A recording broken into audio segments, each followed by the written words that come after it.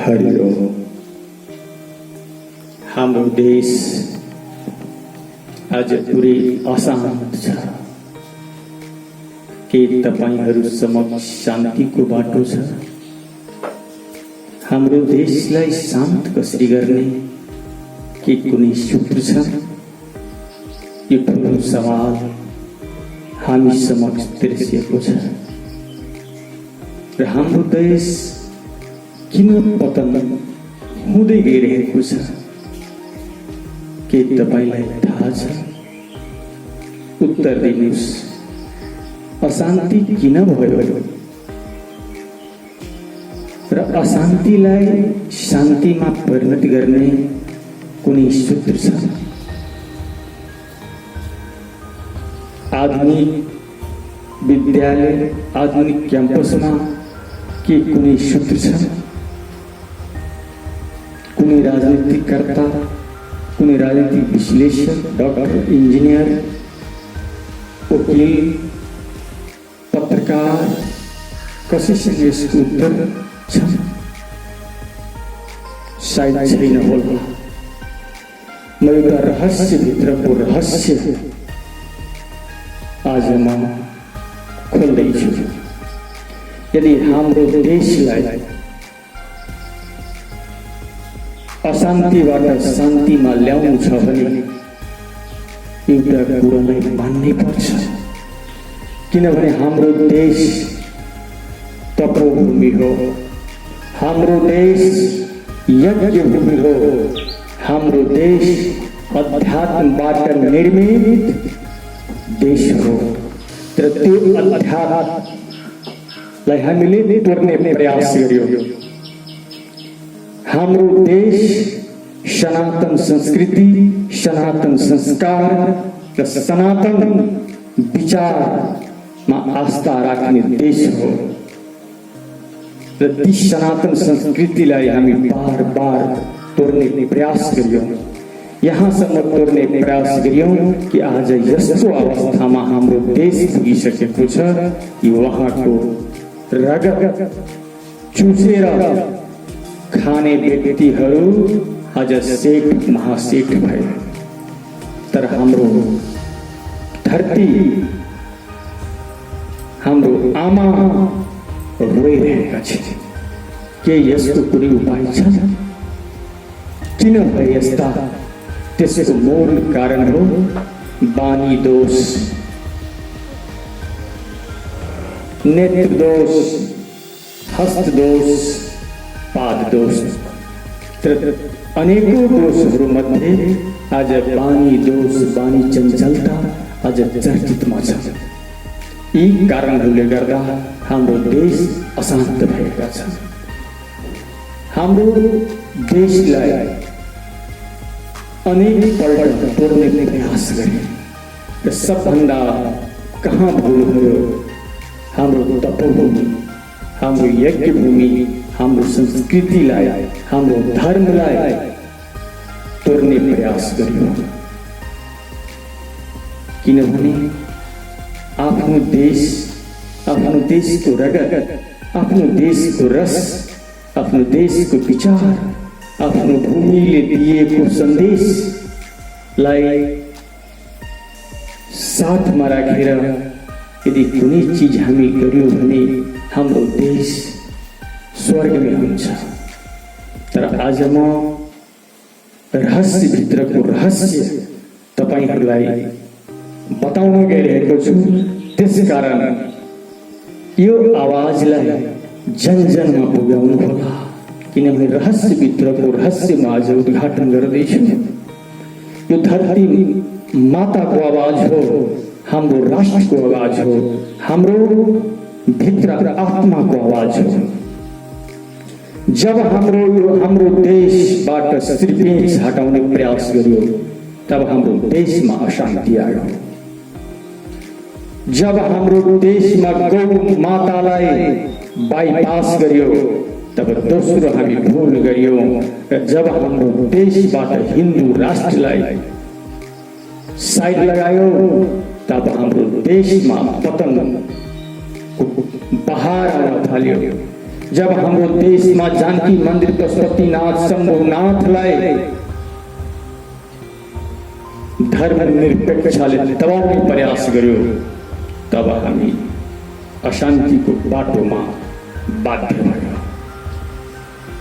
त्यसकारण हामीले पुनः आफ्नो तपोभूमिलाई, आफ्नो कुलदेवतालाई, आफ्नो यज्ञभूमिलाई, आफ्नो सनातन संस्कृतिलाई जबसम्म हामीले पुनः स्थापना गर्दैनौँ तबसम्म हाम्रो देश शान्त हुनेवाला छैन। किनभने बानी दोष प्राय 99% मान्छेहरूमा बानी दोष छ। आज 99% व्यक्ति तामसिक र आश्रित भएका छन्। कसरी हामी आफ्नो देशलाई शान्त बनाउन सक्छौँ, सुन्दर बनाउन सक्छौँ? हुन त रावणको कथा सबैलाई थाहा होला। रावण एक महान राजा विद्वान थिए। उहाँको सपना थियो कि स्वर्गमा जानको लागि सिंढी बनाउने। उहाँको सपना थियो चन्द्रमालाई सधैँको लागि जुनको रात बनाउने। उहाँको सपना थियो समुद्रको नुनिलो पानीलाई मिठो बनाउने। उहाँको सपना थियो कि जुन आगोको गुणहरू बोल्ने ती बोल्नेलाई हटाउने उहाँको एउटा विश्वास थियो। उहाँले गर्न सक्थ्यो। उहाँको शुद्ध विचार थियो। उहाँको प्राण थियो। तर एउटा भोगका कारणले, कुकर्मका कारणले, बानी चञ्चलताले गर्दाखेरि उहाँले केही पनि गर्नु भएन। त्यही कुरा आज हाम्रो देशमा भइरहेको छ। त्यही कुरा आज प्रत्येक समाजमा रावण छन्। ती रावणलाई हटाउनुको लागि राम चाहिन्छ। आज प्रत्येक समाजमा कंस छन्। ती कंसलाई हटाउनुको लागि कृष्ण चाहिन्छ। र कृष्ण तब मात्रै आउन सक्छ जब प्रत्येक मन्दिरमा गौ माता हुन्छ। किनभने गौ माता भनेको हाम्रो कुलदेवता हो। तर आधुनिकताले गर्दाखेरि हामी अनेकौं देवी देवतालाई मान्न थाल्यौं। तर हाम्रो पूर्वजका कुलदेवता, देवी देवताका कुलदेवता गौ माता हो। किनभने हाम्रो देशको लागि मात्रै माता होइन, यो गौ माता पुरै विश्वको लागि गौ माता हो। गावो श्रेष्ठ मात्र हो। र त्यसमा पनि हाम्रो देशमा राष्ट्रिय माताको रूपमा गौ माता। एकातिर तपाईँ राष्ट्रिय विभूतिका रूपमा गौ मातालाई परम माताको रूपमा सिंहासनमा बसाल्नु हो। तर उहाँको दुर्दशालाई हेर्नुहोस्, आज सरे पाकेका प्लास्टिक फोहोरहरू खाइरहेका छन्। हाम्रो देश कस्तो हुन्छ? त्यसकारण नम्बर 1 मा हामीले गौ मातालाई कदर गर्नुपर्छ। र कृष्णले वा विष्णुले भनौँ वा रामले मात्र यो देश अब चलाउन सक्छ। राम र कृष्णलाई आउनको लागि सबभन्दा पहिले गौ माता हुनुपर्छ। गौ माता आयो भने कृष्ण स्वतः आउँछ।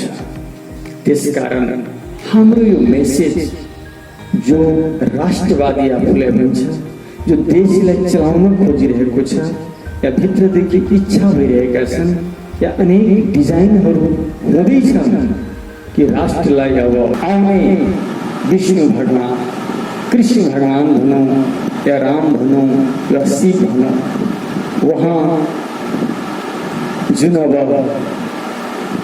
प्लानिङ हुँदैछ यो देशलाई चलाउने। तर त्यो प्लानिङ तब मात्र सम्भव हुन्छ जब तपाईँले 1,25,000 गौमाता मठ मन्दिरदेखि लिएर गरिबमा वितरण गर्नुहुन्छ। मलाई पूर्ण विश्वास छ कि हे नायक, जो महानायकको रूप लिन जाँदै हुनुहुन्छ, विष्णुको रूप लिँदै हुनुहुन्छ, तपाईको सपना अवश्य पूरा हुनेछ। तर त्यति बेला मात्र सपना पूरा हुनेछ जब तपाईँ 1,25,000 गौमाता मठ मन्दिरदेखि लिएर गरिबहरूमा पुरै जिल्लामा जहाँ जहाँ हुन्छ पालिका गाउँपालिका गरिब दुखीलाई एउटा देशी गौमातालाई वितरण गर्नुहोस्। त्यो गौमाताले तपाईलाई गद्दीमा बसालेर देश चलाउने क्षमता, देश चलाउने बुद्धि, देश चलाउने विवेक गौमातालाई दिनुहुनेछ। गौमाता भनेको काम धेनु हो। याद गर्नुहोस्, जब तपाईले गौमातालाई वितरण गर्नुहुन्छ, किनभने गौमाताले पुरै शान्त गरिदिन्छ। संसारको सबभन्दा बढी अक्सिजनको खजाना भनेको हो गौमाता। तर जब जब हाम्रो संस्कृति, जब जब हाम्रो संस्कार, जब जब हाम्रो पहिरन, भाषा, बोली विदेशी भयो, तब हाम्रो देश अशान्त भयो। याद छ तपाईलाई? हाम्रो गेटमा लेख्ने चलन थियो, अतिथि देवो भव, रिधि सिद्धि, शुभ लाभ, वेलकम।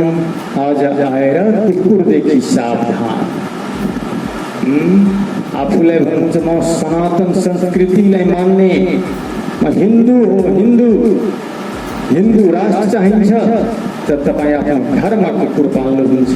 त्यो कुकुरले तपाईले कहिले पनि देशलाई शान्त बनाउन सक्दैन। यदि पाल्नुहुन्छ भने तपाईँ गौमातालाई पाल्नुहोस्। कुकुरलाई पाल्नुहुन्छ, साबुन लगाउनुहुन्छ, सेन्ट लगाउनुहुन्छ, खुवाउनुहुन्छ, यहाँसम्म कि कुकुरसँगै सुत्नुहुन्छ। यदि सबै थोक गर्नु छ भने हे माधव, हे राजन, गौमातासँग गर्नुहोस्। गौमाताले प्रत्येक मनोकामनालाई पूरा गरिदिन्छ। त्यसो हुनाले 1.25 लाख गौमाता जसले वितरण गरिदिन्छ, उहाँलाई म फकुवा भन्छु कि देशको नायक होइन, महानायक। र हाम्रो वातावरण शुद्ध हुन्छ, शान्त हुन्छ, पवित्र हुन्छ। त्यसकारण आफ्नो संस्कृति, आफ्नो धर्म, आफ्नो पहिरनलाई यदि बचाउनु छ भने एउटै माध्यम हो गौमाता। गौमाता भएपछि कृष्ण स्वतः आइहाल्नुहुन्छ। किनभने हाम्रो गौमाता राष्ट्रमाता हुन्, राष्ट्रमाता हुन्। त्यसैले आफूले गरेका भोग, आफूले गरेका कुकर्म, कुविचार, कुसङ्गत, भोग, विलास सबैलाई त्यागौ र गौमाताको शरणमा जाउँ। त्यसपछि मात्रै कल्याण हुनेछ। यो हाम्रो आत्माको आवाज हो, धरती माताको आवाज हो। आवाजलाई बुझ्ने प्रयास गर्नुहोस्, अध्यात्मलाई बुझ्ने प्रयास गर्नुहोस् कि अध्यात्ममा कसरी कति ताकत हुन्छ। किनभने ऋषि मुनि का भूमि, माता जानकी की भूमि, जनक का भूमि, गौतम बुद्ध का भूमि, अष्टावक्र की भूमि, शंभुनाथ का भूमि, पशुपतिनाथ का भूमि, बागमती देखि लिएर कर्णाली सम्मको यात्रा, नारायणी देखि लिएर त्रिशूली सम्मको यात्रालाई यदि सफल गर्नु छ भने एउटै माध्यम हो गौमाता। 1.25 लाख गौमाता वितरण गर्नुहोस् र देशको आउने भविष्य सुन्दर, शान्त, पवित्र हुनेछ। यत्कै भन्दै जय गौमाता, जय देश, जय संस्कृति, जय संस्कार, जय नेपाल भन्दै सबैमा हरिओम हरिओम भिडियोलाई सबैजनाले यदि वास्तवमा हिन्दू हुनुहुन्छ भने, वास्तवमा राष्ट्रवादी हुनुहुन्छ भने यो सत्संग नेपाललाई शेयर गर्नुहोला, यो भिडियोलाई लाइक गर्नुहोला र आफ्ना मित्रजनहरूमा सेयर गरिदिनु होला। यतिकै भन्दै हरि ओम।